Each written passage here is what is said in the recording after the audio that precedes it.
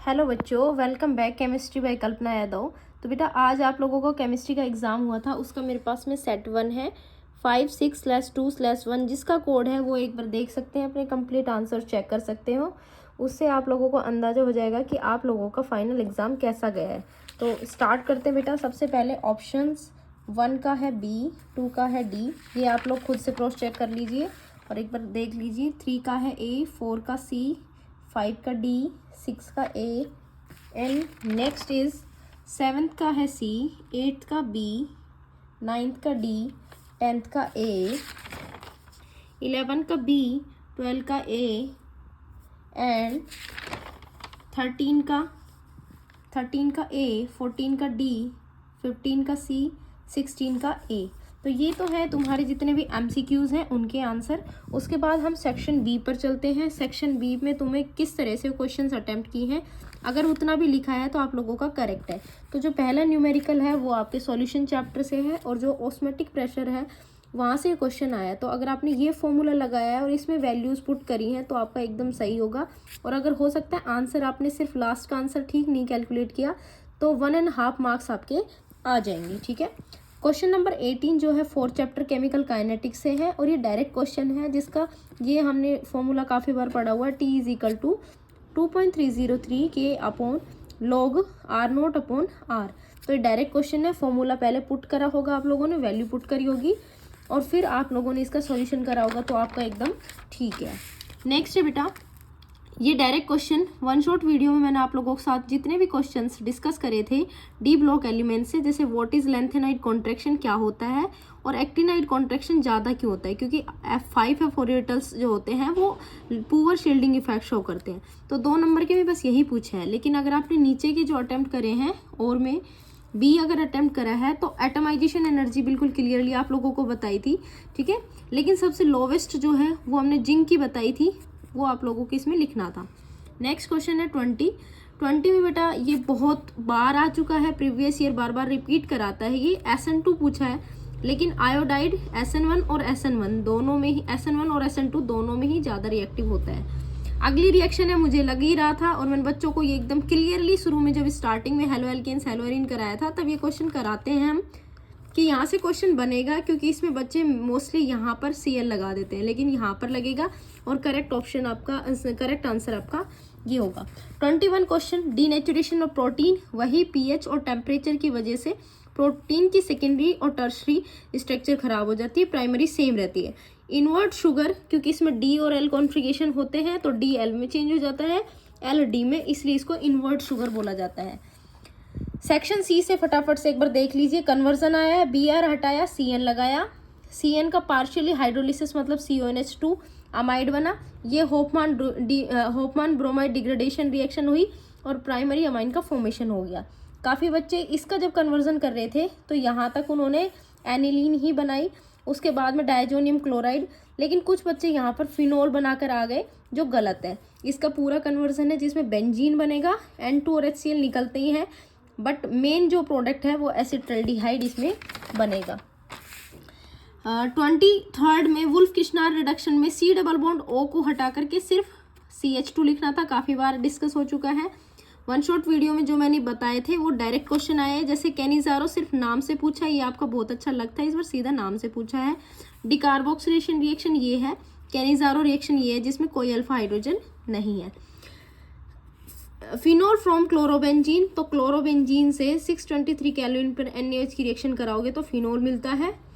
अगर आप फिनोल की क्लोरोफॉर्म और NaOH के साथ में रिएक्शन कराते हो तो राइमर्टिमान रिएक्शन और यहाँ पर CHO ग्रुप लग जाता है, इसको सैलिसिल्डिहाइड बोलते हैं। एनिसोल की रिएक्शन CH3COCl के साथ यानी कि फिरिडिल क्राफ्ट एसिटाइलेशन कराते हैं तो ये प्रोडक्ट बनता है। उसके बाद में पिक्रिक एसिड फिनोल से बनाओगे, उसके लिए कंसनट्रेट HNO3 डालना पड़ता है। ये सारे क्वेश्चन हमारे एल्कोहल फिनोल ईथर में वन शॉट वीडियो में सब कवर हो चुका था बेटा। 25th जो क्वेश्चन है उसमें इसमें मेन जो आंसर है वो है ड्यू टू रेजोनेंस। अगर स्ट्रक्चर बना के आए तो बहुत अच्छी बात है, वेल एक्सप्लेन करना आना चाहिए। रेसिमिक मिक्सचर का जो मेजर रीजन यही था एक्सटर्नल कंपनशन की वजह से, अगर आप पूरा लिख के आए तो well and good. Allylic chloride, क्योंकि एलाइलिक कार्बोकेटाइन प्राइमरी कार्बोकेटाइन से ज़्यादा स्टेबल होते हैं, तो इसमें यही रीज़न देना था, और हाइड्रोलिसिस भी ज़्यादा होते हैं। ठीक है, सेकंड चैप्टर का एक और आप लोगों का न्यूमेरिकल क्वेश्चन है जो RLVP से है और डायरेक्ट आया है। RLVP में ये फॉर्मूला पुट करना था और इसमें वैल्यूज़ पुट करनी थी। चलो नेक्स्ट है बेटा 27 इलेक्ट्रोकेमिस्ट्री का डायरेक्ट क्वेश्चन है। नॉन्स्ट इक्वेशन लगानी है, और अगर आप ये लगा के आए हो तो आपका सही है। आंसर में अगर ऊपर नीचे है तो हाफ मार्क्स वहाँ पर डिडक्ट हो सकता है। ठीक है, 28 क्वेश्चन में डायरेक्ट क्वेश्चन आया है। ठीक है, अगर आप ये फॉर्मूला रखिए और वैल्यूज पुट करके आए हो तो आपका करेक्ट है एकदम। 29 क्वेश्चन में रिड्यूसिंग शुगर कौन सी होती हैं ये बताना था, और अगर एग्जाम्पल लिख के भी आए हो तो बहुत अच्छी बात है कि कौन कौन सी है और नॉन रिड्यूसिंग कौन सी है। मोनोसेकेराइड्स फ्रक्टोज और गैलेक्टोज है, डाइसेकेराइड्स सुक्रोज और लैक्टोज है। ग्लाइकोजन वो है जिसको एनिमल स्टार्च बोलते हैं, और स्टार्च में एमाइलोपेक्टिन होता है, इसीलिए इसकी स्ट्रक्चर भी एमाइलोपेक्टिन जैसी होती है, इसलिए इसका रीज़न हो गया। अगर आप और वाले करके आए हो तो साइक्लिक जो ग्लूकोज होते हैं उनको अल्फा और बीटा एनोमर्स बोलते हैं, स्ट्रक्चर भी इसकी अगर आप बना के आए तो बहुत अच्छी बात है। CHO ग्रुप की प्रेजेंस को हम चेक करते हैं Br2 वाटर के साथ रिएक्शन करा के वो ग्लूकोनिक एसिड में कन्वर्ट हो जाता है। आगे बढ़ते हैं। On the basis of can we say that copper का जो है ट्रांजिशन एलिमेंट है और ये नहीं है, वो कॉन्फ़िगरेशन के बेसिस पे आपको बताना था। ये फुली फिल्ड है, ये फुली फिल्ड नहीं है। ठीक है, बी क्वेश्चन है जो मेन आंसर है वो है because lower gap between 3d and 4s orbital. इसके दो रीज़न है, आप जो लिख के आए वो बेटर है। ठीक है, अगला है जो वेरिएशन है या इरेगुलरिटीज़ है स्टैंडर्ड इलेक्ट्रोड पोटेंशियल में, वो सिर्फ और सिर्फ आयोनाइजेशन एनर्जी इनकी अलग अलग होती है, इसलिए सब्लिमेशन एनर्जी भी अलग होती है, तो ये रीज़न देना था। अगेन वही चीज़ रिपीट है इसमें। ठीक है, क्वेश्चन इसी का ऑप्शन है सी। तो इसमें ये मैंने काफ़ी बार बताया आप लोगों को, ये कॉन्फ़िगरेशन 3d4 से 3d3 में स्टेबल हुआ है, बट ये 3d5 है, तो ये फुली फिल्ड है और हाफ फिल्ड है और एक्स्ट्रा स्टेबल है, इसलिए ये ऑक्सीडाइजिंग है और ये रिड्यूसिंग है। ठीक है, इस रिएक्शन को कंप्लीट करेंगे तो IO3- मतलब आयोडेट बनेगा, और ये इंपॉर्टेंट है बेटा, ये मैंने पहले ही बता दिया था कि ये जरूर आएगा, तो आपने DNA ब्लॉक में पढ़ा होगा तो देखा भी होगा। जो ये रिलेशन है ये लिखा है तो आपका एकदम सही है। उसके बाद में बी में अगर आपने dichlorobis ethane 1,2 diamine platinum 4th nitrate लिखा है तो एकदम सही आंसर है। नेक्स्ट हाइब्रिडाइजेशन sp3 है, टेट्राहेड्रल है, डायमैग्नेटी है। इसमें जो आइसोमर बन रहा है वो कोऑर्डिनेशन है। डेल्टा नोट से ग्रेटर देन p, तो इसमें कोई पेयरिंग नहीं है। T2G एंड T2G EG में 1 कॉन्फ़िगरेशन ये शो कर रहा है। ये जो कॉम्प्लेक्स है ये वाला हेट्रोलिप्टिक है, क्योंकि इसका कोऑर्डिनेशन नंबर और इसका कोऑर्डिनेशन, इसमें दोनों में अलग अलग लिगेंड जुड़े हुए हैं।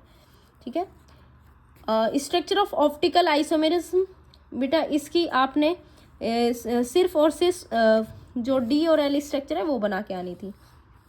32 रीज़न लिखना steric hindrance and electronic reason only.